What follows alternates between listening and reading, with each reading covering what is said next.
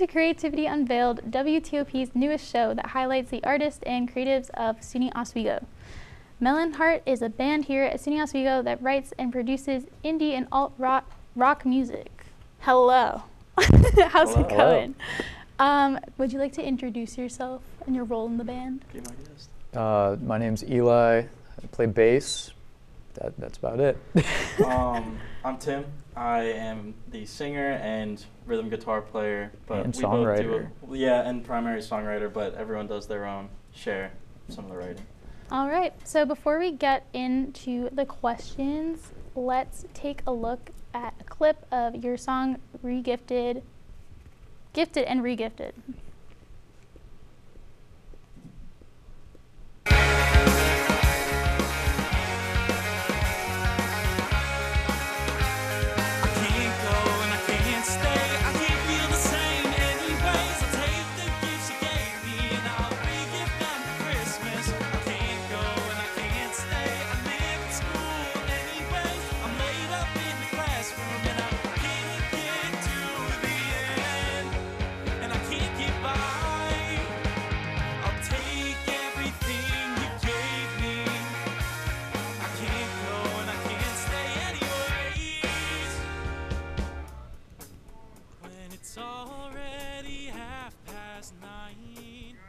Okay, so first of all, really great song, a bop. I listened to it the other day while I was doing homework, and then I got distracted from my homework because I was listening to it.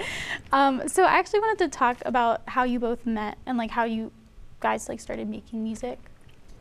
Take it away. Yeah, so we have a mutual friend and guitarist on all of our music, Brandon Schmidt, who graduated this past semester.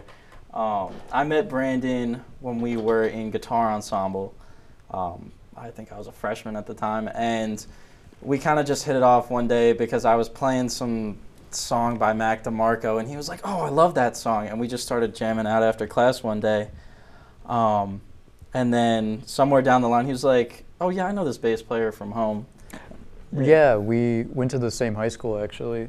So we both played music adjacent to each other, not really with each other ever, but yeah. And then he was like, "Hey, we're trying to get a group together. Do you want to play?" I was like, "Yeah, I'll give it a shot."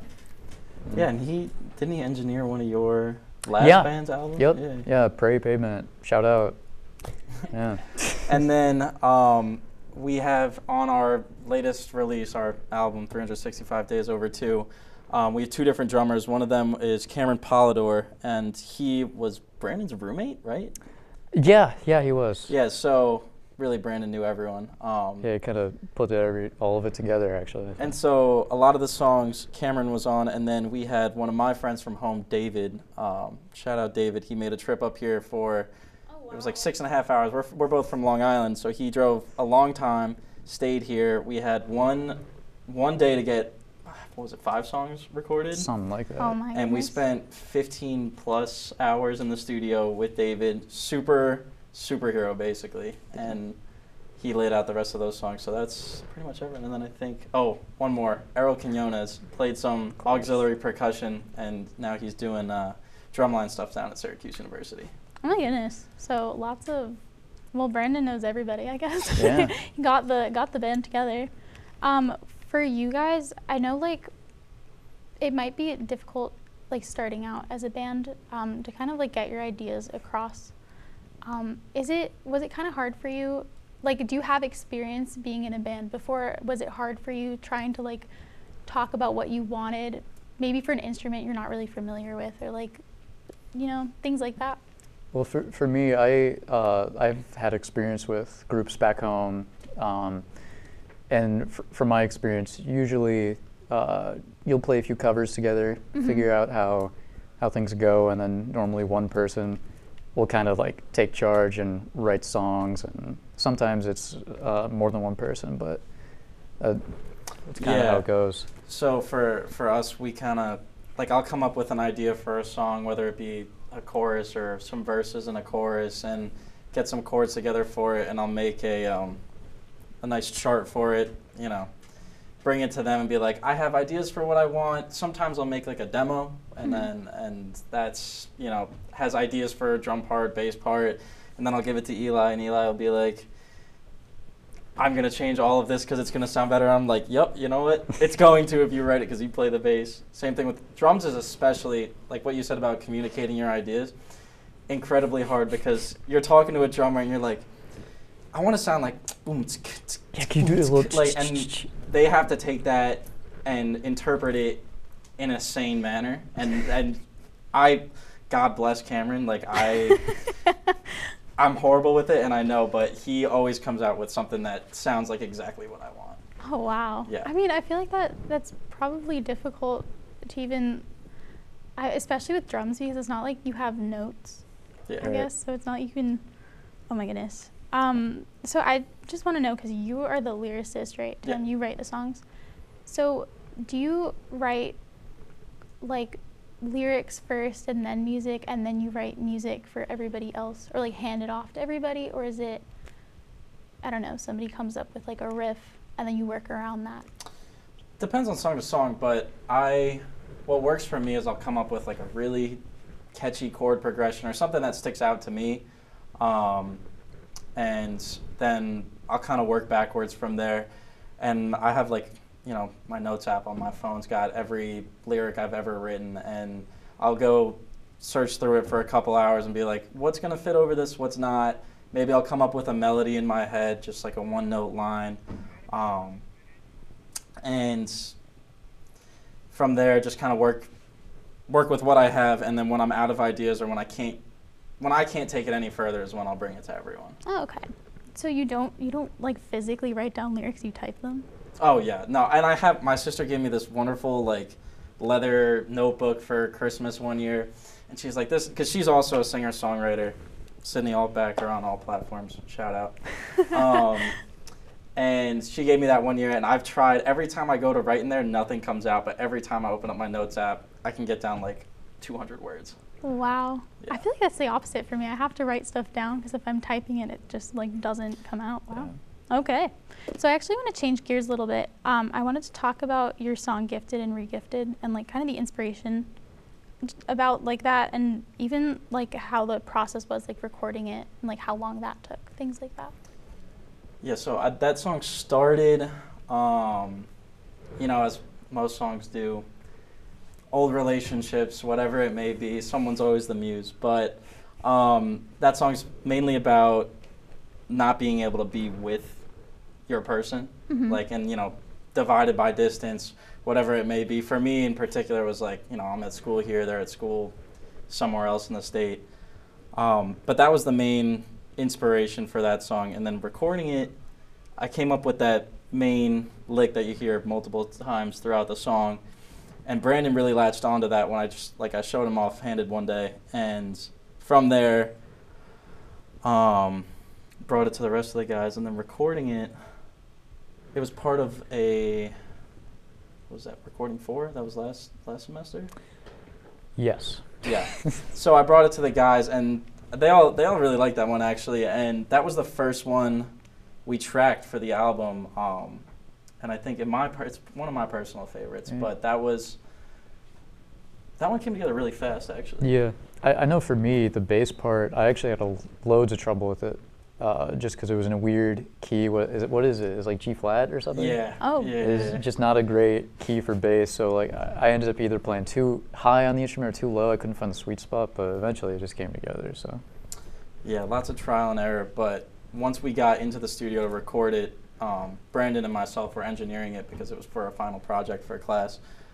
So we were splitting time between engineering it and playing. So when I was playing, he was engineering. When he was playing, I was engineering. And then Eli was always there, either smiling or frowning, depending. There were some long days in there. Oh, Do you remember like some of the mics you used? I'm curious. yeah. There's a lot of them. A lot? Okay. All right, SM57 on the snare. Right. What do we have on the overheads? KM184s, The 184s, yeah. MD421s on the toms, Beta 52 on the kick, D112 on the kick. Didn't Brandon bring another microphone for the snare? He like had his own special thing that he brought. I don't remember what it was. I don't either. He's got Tons. tons of gear. He's got a little studio at home. Oh, Very wow. impressive. Yeah, and then some of the songs there's organ, I think, and those were like C1000s and an RE20, which is a broadcast mic actually. Oh, okay. I mean, above and beyond you. I wouldn't remember Yeah, anything. sorry, you really nerd out a little bit. No, great. No, I love that. Because I even remember being in Dan Wood's class, and he was like, "This is this mic." And he's like, "Don't drop it." But I don't know. It's interesting, I guess, like the types of mics you use for, I guess, different things. Yeah. No, that's super cool.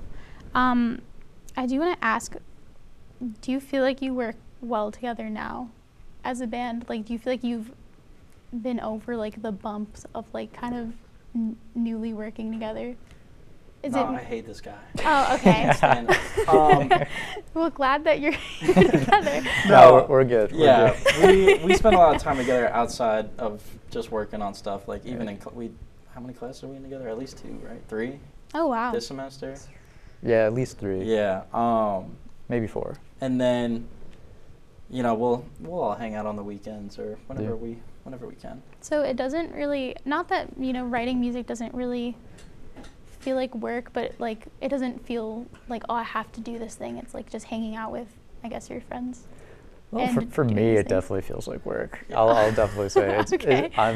it's hard for Yeah? me, for Wow. sure. But I still enjoy it. Mm-hmm. It does take a toll for me, but Yeah, I mean, any energy spent is, it's still energy at the end of the day, and especially with those longer sessions. Like I know you've been engineering some stuff for your final project this semester, but like even if it is fun, it is work. Mm-hmm. And at the end of the day, like for me, the only more gratifying work I've done than make music is, like working in like childhood development. But I love working on music. That's good to hear. I mean, it's good that you enjoy what you do, even though it does take a toll. So anyways, we're going to take a short break. Stay tuned.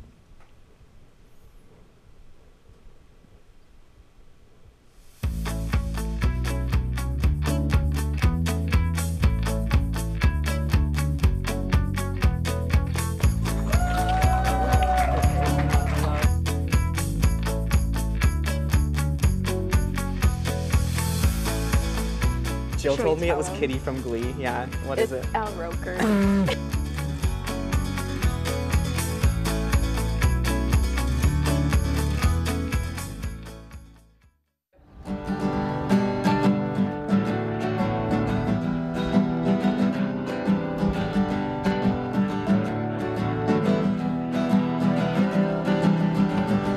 We're here for you, we're here for you. This is your channel too.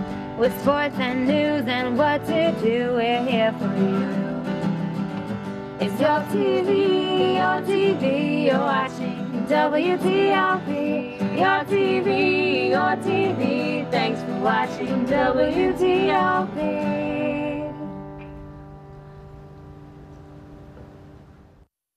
What's going on? Yeah, dude, we go on at like 11:30. It's like, No. what do you mean no? It's 10:30. 10:30? Yeah, it's 10:30. What do you mean it's 10:30? Hey, don't touch that. That's my ladder. Hey, man. Whoa. You know this book was already discounted 10%? Wow. Wow. Get a close up of that one. Matthew, Broadcast news. look at that. Can we go back inside? I want to sleep in the studio again.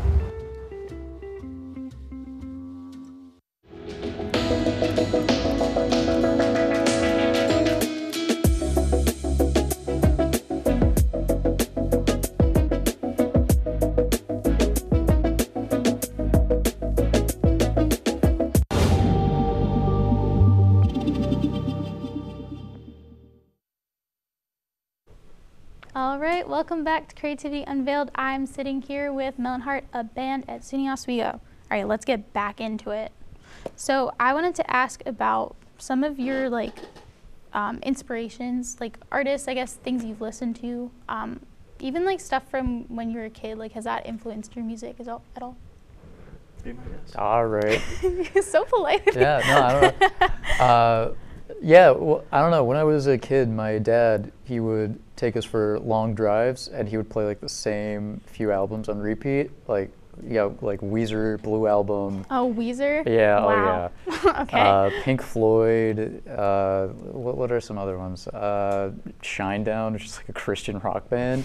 not my thing, but my dad loved that stuff. But no, I don't know. For me, I'm big into like Stevie Wonder and some of those like Motown groups. Okay. But I also listen to like a lot of newer stuff. Like we bonded over Peach Pit. Yeah. A huge influence for us. For me, I found this band 2019, and they've only released like 4 albums in the past 6 years. Right. And by far my favorite band. They've had the biggest influence on me as a songwriter, and even in like the chord voicings that I choose to use, I've lifted a lot of it from their stuff. And they just actually came out with a new album, which will probably be the inspiration for my next album. But beyond Peach Pit, I said Mac DeMarco earlier. Still Woozy has been getting pretty big recently. One of the songs was Noah Khan. I've been really liking Noah Khan, which is kind of not really in my wheelhouse, or what was in my wheelhouse at least. You're evolving. Yeah, growing as a person. I was actually going to say, your music does, I don't know if you will like what I'm going to say, but it does actually really remind me of Peach Pit, but not in a copying kind of way, but in a influential kind of way. And I think that's really cool. Because I remember took the art of songwriting. Oh. Remember that class? Yeah. And you played, what was the name of the song? And sometimes, I'm not going to lie to you, it gets stuck in my head sometimes. I'll just be like, oh, remember that? And I'll think about it. It's a really good song. But it kind of reminded me of Peach Pit a little bit. And that's super cool. So great. So what kind of stuff do you hope to do with this band? Do you want to take it beyond Suning Oswego? I would love to. It's hard now that some of them have graduated. Oh, I forgot to mention Angelo, our keys player. How could you forget? He also graduated last semester. Do you think he's gonna come after you and be Probably. like, you didn't mention me? How could you forget Angelo? He's so fun. Yeah, how could I forget Angelo? How could you? Yeah, larger than life for sure. But he's keys player. So he just graduated. Brandon just graduated. We're both doing the audio engineering stuff, and then Cameron. Well, David lives in Long Island, and Cameron is doing his own thing. So we haven't really been together, especially over the summer. That was, we weren't really playing at all because we were all doing our own thing in separate parts of the state. But we have one more performance as a group coming up at the end of next May. Which will be my senior recital. Oh, wow. I'll make sure it's somehow Melon Heart labeled. But beyond that, I don't know if Melon Heart will be a thing. I don't know if it will continue with me somewhere else or if it will continue with someone else somewhere else. I hope to release more music, but beyond that, probably just a live album from that performance, and who knows beyond that. That'd be super cool, though. I feel like live albums, I wouldn't say are on the rise, but I feel like people have a deeper appreciation for them now. So super cool. Speaking of albums, I wanted to talk about your album, 365 Days Over 2. Okay, 2 questions. One, where did you come up with the name for that? Because I read it and I was like, oh, okay. And I just want to talk about how you decided what songs to put on the album too. Yeah, so the name came from, I was trying to think about what kind of encompassed all of the songs on the album, what was the through line between all of them. And every song is about a story between 2 people. And I guess that probably because of just the last couple of years of my life, I was in a very long-term committed relationship, so I made up some stories and that turned into songs. Some of it's based on real life, but every song is either one person speaking to another or a story of 2 people. Okay. So 365 days, a year, and these are the stories of 1 year between 2 people. Oh, cool. Okay, that makes sense. Yeah. And how did you decide? Did you just have I'm just gonna put these 5 songs on, or did you have more songs that didn't make the cut? Yeah. I feel like we have a few that, what did we put on the EP before that? It was Spaghetti, High Speed Crash. Yeah, Spaghetti Western. Oh, Spaghetti. you want to talk about Spaghetti Western? Spaghetti Western. Yeah, is the Spaghetti name? Western Blues. It's great, dude. Yeah. We met up in your room. Yeah. Cranked out a demo. It was great. It's We need to release that. And that's what people have been. So we played it last semester at the end of this the semester at Brandon and Angelo's capstone, and like everyone came up to us at the end of the show and was like that was incredible. Like, why is that not released? And I realized, like, man, we should have put that on the album. Like, we should have reworked it. So that will probably be on whatever is next. So you said it's not released, but you're planning on. I would love to. By the name alone, that sounds like something I'd want to listen to. Yeah. It sounds very intriguing. Spaghetti Western Blues. Yeah. Yep. Wow. Okay. Do you want to talk about the name, or are you leaving it? That's all you. mystique? Yeah. Spaghetti Western. You know, it's like a genre of movie, like really old spaghetti Western movies, like Clint Eastwood. Right, yeah. And a lot of the music was done by this guy, what's his name? Ennio Morricone? I don't know. Or something similar to that. Ennio Morricone. And it's like very distinctive when you listen to it. It's like, okay, this puts me in the seat of a cowboy in a 50s movie that's set in, you know, the 1850s, you know? And I took kind of that soundscape or that idea and put that into a song. Like, I don't know, it's groovy. It's good, yeah. Okay. Well, I'll keep my eye out for that. That's very cool. So what do you guys? I'm changing gears completely. Do you have any hidden talents that are not anything to do with your band or music? I mean, anything really. You could burp. Oh, You gotta set a lungs on. I do. I do. They call me the Belch. Wow. It's real. It's a real thing. Like, can you just like burp on command, or is Yeah. it like you have to drink a carbonated drink? That was lame. That was a bad one. Well, it was, you know, some people do some really weak burps, and I would say that's not weak. Yeah, it's kind of weak. It's okay. Well, For my standards, it's kind of weak. Okay. All right. What about you, Tim? Jeez, I don't know. I can start a fire pretty much out of anything. No, he's a good fire starter for sure. What was that? We were down at the lake one day and it was super windy and it took me like 20 minutes, but I got it. We built a wall out of the rocks to keep the wind out. It was great. Yeah, and I have not always been able to do that. That took lots of practice, but yeah.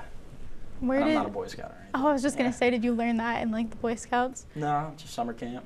Eli, were you just chilling out and you were like, oh, I'm gonna burp on command? Is that how you figured out how to do that?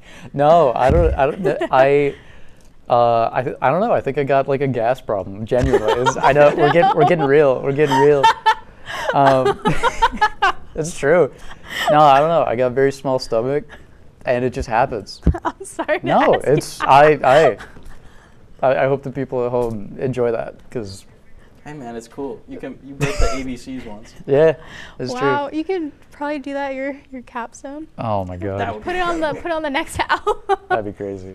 So really quick, I just want to ask, what do you plan on doing outside of college? Like when you graduate, when you leave here, what are your aspirations? For me, I just want to do like the recording engineering, mixing. That's. Okay.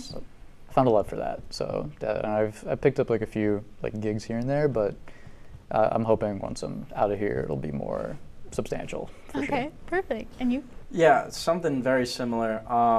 Especially this semester, I've been interning down at a studio in Syracuse called Subcat. And Oh, I know Subcat. Yeah, and the owner, Ron, has been super, super awesome and given me a ton of opportunities, more than any intern should ever, more than any intern deserves. And I've been recording, being the recording engineer for a couple projects, which has been incredible. I love working with new people and hearing new styles of music every time I go in. So that, and then I always want to keep at least some sort of performance with me. Like even if I'm just playing at open mics at a bar, or if it's the world's biggest stage, whatever it is, I want to play. Okay, wow, So. very cool. So, would you stay local? Move on from here? Wherever takes you. Yeah, really, it's wherever I'm gonna be able to live, wherever is gonna pay me. That's important. Yeah. Getting paid. I actually was talking with Brandon and Angelo, and we might be looking to move down to Nashville because music scene down there is very, very big, and specifically with country. But I know a bunch of people down there, and things are slowly starting to evolve just beyond country. That will always be huge there, but that means there's things to record. So Perfect. All right. So with that, we're going to take a short break, and we'll be right back. Oh, LOL. Bye, everybody. Thanks, Melon Heart, for joining. Go stream them on Spotify and look at them on Instagram at Melon Heart Band, correct? Melon Heart. So. Melon Heart 23. Melon Heart 23. All right. Bye.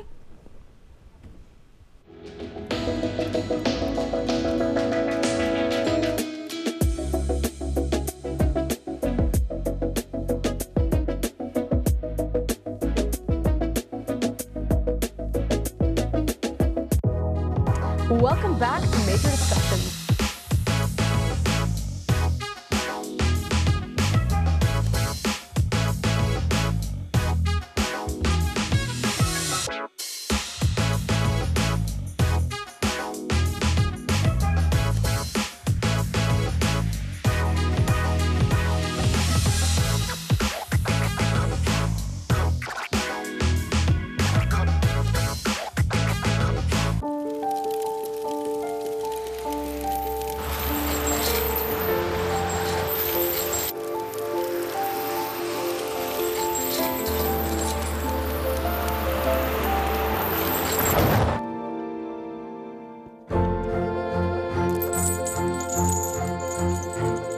Did you know dragging chains can spark a wildfire?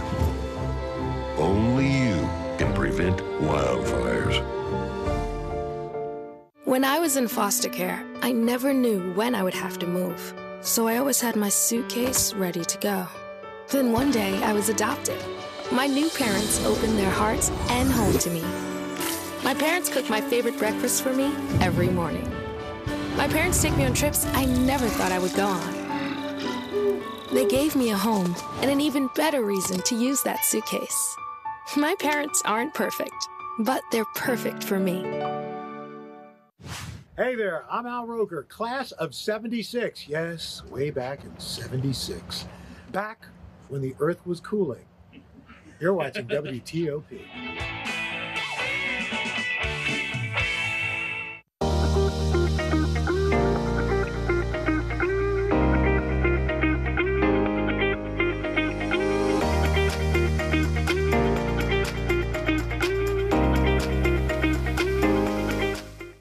What's going on? Yeah, dude, we go on at like 11:30. It's like No. What do you mean no? It's 10:30. 10:30? Yeah, it's 10:30. What do you mean it's 10:30? Hey, don't touch that. That's my ladder. Hey, man. Whoa. You know this book was already discounted 10%? Wow. Wow. Get a close-up of that one. Matthew, Broadcast news. look at that. Can we go back inside? I want to sleep in the studio again.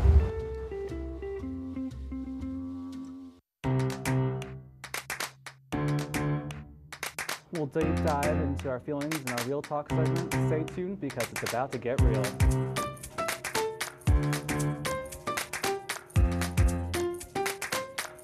When I was in foster care, I never knew when I would have to move, so I always had my suitcase ready to go. Then one day, I was adopted. My new parents opened their hearts and home to me. My parents cook my favorite breakfast for me every morning. My parents take me on trips I never thought I would go on. They gave me a home and an even better reason to use that suitcase. My parents aren't perfect, but they're perfect for me. Welcome back to Major Discussions.